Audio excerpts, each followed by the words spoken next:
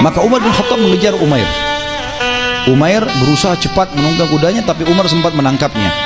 Lalu Umar bin Khattab memegang batang lehernya. Dalam riwayat begitu. Umair walaupun dia strategi perangnya hebat, tapi Umar tidak bisa dikalahkan. Umar naik di atas kuda, kakinya sampai di tanah. 2 meter lebih, tangannya saja sudah bisa mematahin leher orang gitu.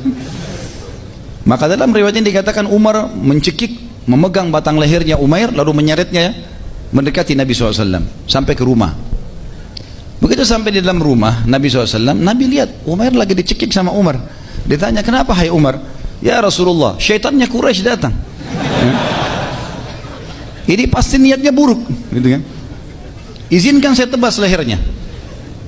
Kata Nabi SAW, biarkan dia hai Umar, lepaskan.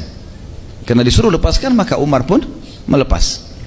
Umair dalam kondisi dilepas seperti itu, dia masih ikut rasa takut, karena Umar sudah ada di sebelahnya. Lalu Nabi SAW berkata, wahai Umair, kenapa kau datang? Dia bilang, hai Muhammad, selamat pagi. Dia bilang begitu. Dalam bahasa Arab biasa sabah, ya. Kalau sekarang ditambah dengan khair, sabahul khair. Orang Quraisy biasa menyebutkan itu. Kata Nabi SAW, kami sudah digantikan dengan kalimat ucapan yang lebih baik, assalamualaikum, keselamatan, gitu kan. Dia bilang, saya tidak tahu masalah itu. Kata Nabi SAW, kenapa kau datang? Dia bilang, saya datang seperti datangnya orang-orang lain, ingin menebus anak saya Uhaib yang sedang kalian tawan, gitu kan. Kata Nabi SAW, orang yang datang mau menebus orang lain, yang ditaruh di lehernya harta, yang kamu taruh sekarang itu pedang. Jujur, kenapa kau datang? Ditanya lagi oleh Nabi SAW. Enggak, benar-benar saya datang untuk tebus anak saya. Lalu kenapa pedang itu? Pedang ini nggak ada gunanya, dia bilang. Setelah kami kalah di Badar, nggak ada gunanya pedang ini. Artinya pedang ini satu mau ngalahin muslimin, bagaimana caranya gitu. Dia mau balikan fakta. Kalian sekarang sudah menang, nama kalian mulai harum, apalah segala macam.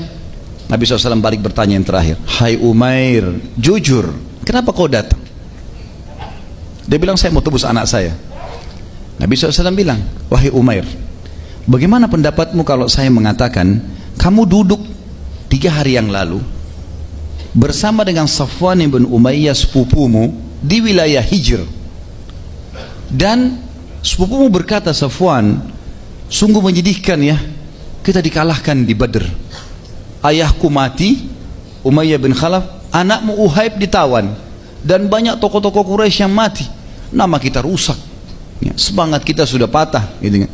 Lalu kamu berkata kepada Safwan sepupumu, kalau ada yang membayar utang-utangku, ada yang menanggung istri dan anakku, maka saya akan ke Madinah kemudian membunuh Muhammad, dan pedangmu sudah kau letakkan racun untuk membunuhku, gitu kan.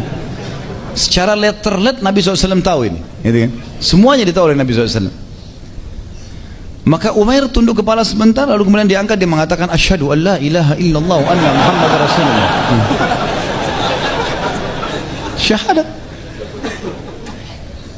Sebagian sahabat yang ada di belakang tidak dengar penjelasan Nabi ini, nggak ngerti kenapa orang ini tiba-tiba syahadat, gitu kan?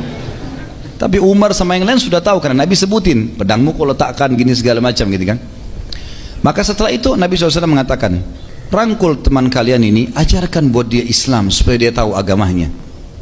Maka Umar bin Khattab berkata, sungguh Umair, mukamu sebelum kau masuk Islam lebih aku benci daripada anjing.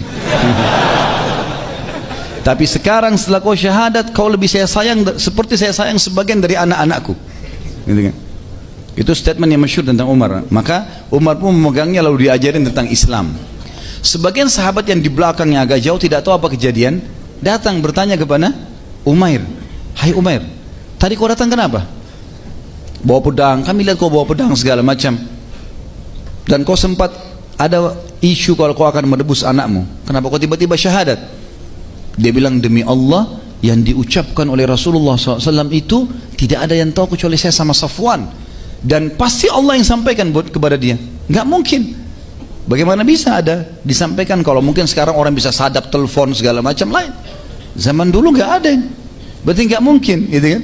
Dan dia berakal sih, dia bisa tangkap itu.